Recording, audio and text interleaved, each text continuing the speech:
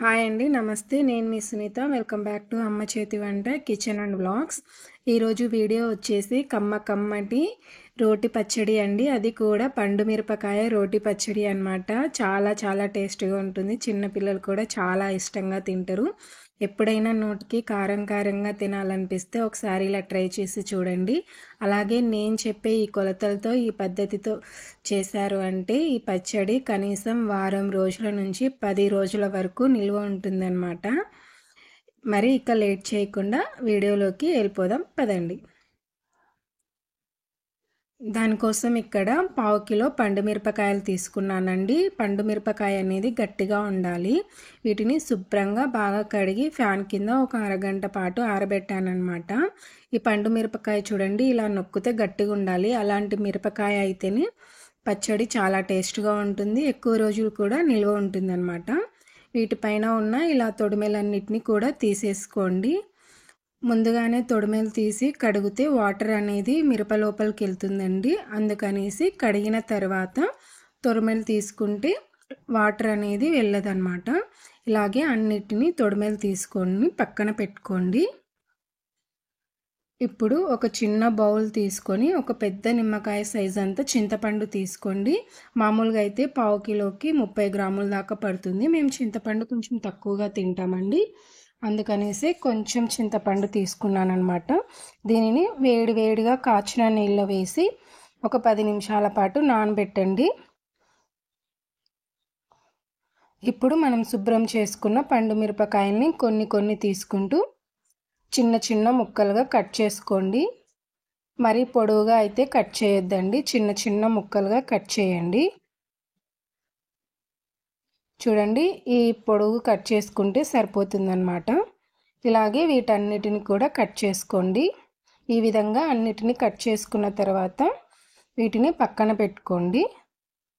ఇప్పుడు స్టవ్ పైన ఒక కడాయి పెట్టుకొని 1 టీ స్పూన్ నూనె వేసి, నూనె వేడైన తర్వాత 2 టీ స్పూన్ల మినప్పప్పు, అలాగే 1 టీ స్పూన్ జీలకర్రను వేసి వీటన్నిటిని కూడా దోరగా మంటని లో ఫ్లేమ్లో పెట్టుకొని వేపండి. చూసారు కదా, ఇలా వేగిన తర్వాత వీటన్నిటిని ఒక మిక్సీ జార్లోకి తీసుకొని ఇవి పూర్తిగా చల్లారిన తర్వాత పొడి చేసి పక్కన పెట్టుకోండి.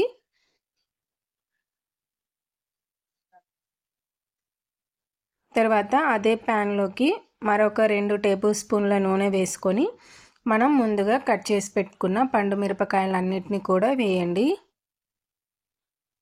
ఇప్పుడు మంటని లో టు మీడియం ఫ్లేమ్లో పెట్టుకొని నిదానంగా కలుపుతూ వేపండి. ఇవి వేగుతూ ఉంటే పండు మిరపకాయకు తెల్లని పొరలాగా అనేది వస్తుందండి. వీడియోలో చూపిస్తాను చూడండి, ఈ విధంగా వస్తుందన్నమాట. ఇలాగే అన్ని మిరపకాయలకు వచ్చే విధంగా మంటని లో టు మీడియం ఫ్లేమ్లో పెట్టుకుంటూ నిదానంగా మాడిపోకుండా ఈ విధంగా వేపుకోవాలన్నమాట.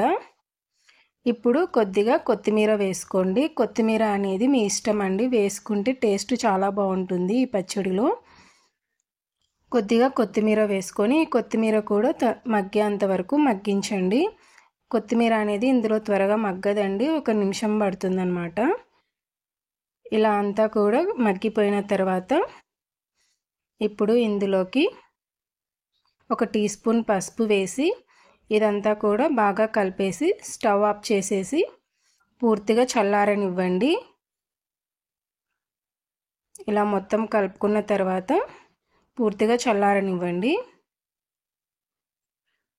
చూసారు కదా, ఈ విధంగా అవుతుందన్నమాట చల్లారిన తర్వాత.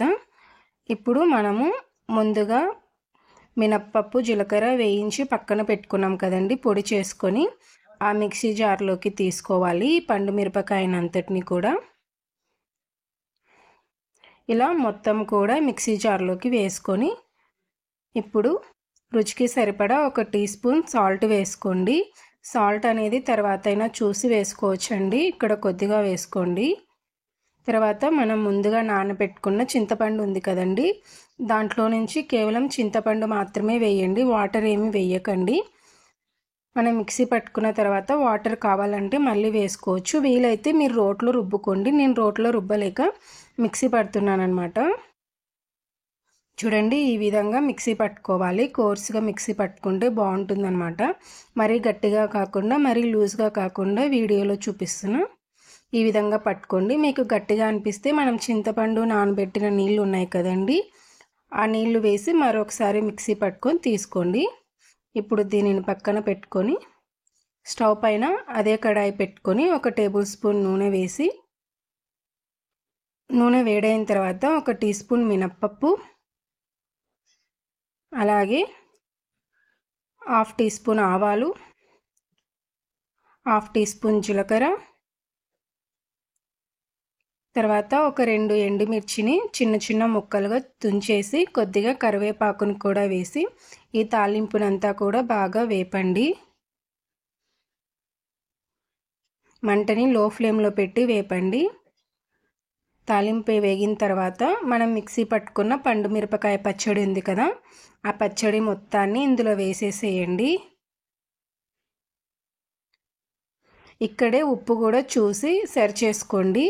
ఇది ఇలా వేపుతుంటేనే చాలా మంచి కమ్మటి వాసన వస్తుందండి. ఎప్పుడెప్పుడు తిందామా అనిపిస్తుంది, అంత కమ్మటి వాసన వస్తుంది. ఇది పూర్తయిన తర్వాత మా పాప అయితే వేరే కూరతో తినలేదండి. మా చిన్నమ్మాయి ఈ పచ్చడితోనే తినిందనమాట, నెయ్యి వేసుకొని. మా ఇంట్లో నెయ్యి చాలా ఎక్కువగా ఉంటుంది. తను నెయ్యి వేసుకొని ఈ పచ్చడితోనే మొత్తం అన్నం అంతా తినేసింది. అంత బాగుంటుందండి. మీరు కూడా మీ ఇంట్లో ట్రై చేయండి. అలాగే ఈ పచ్చడి బయట పెడితే వారం రోజులు నిల్వ ఉంటుందండి. ఫ్రిడ్జ్లో పెట్టుకుంటే దాదాపుగా 2 వారాల పాటు నిల్వ ఉంటుంది. అలాగే మీరు కూడా మీ ఇంట్లో ట్రై చేసి మీకు ఎలా కుదిరిందనేది మీ ఫీడ్బ్యాక్ని కామెంట్ సెక్షన్లో షేర్ చేసుకోవడం అస్సలు మర్చిపోకండి. వీడియో నచ్చితే ప్లీజ్ లైక్ చేయండి. మీ ఫ్రెండ్స్ అండ్ ఫ్యామిలీస్కి షేర్ చేయండి. మరిన్ని tasty and simple quick recipes కోసం మన ఛానల్ని సబ్స్క్రైబ్ చేసుకోండి. Thanks for watching.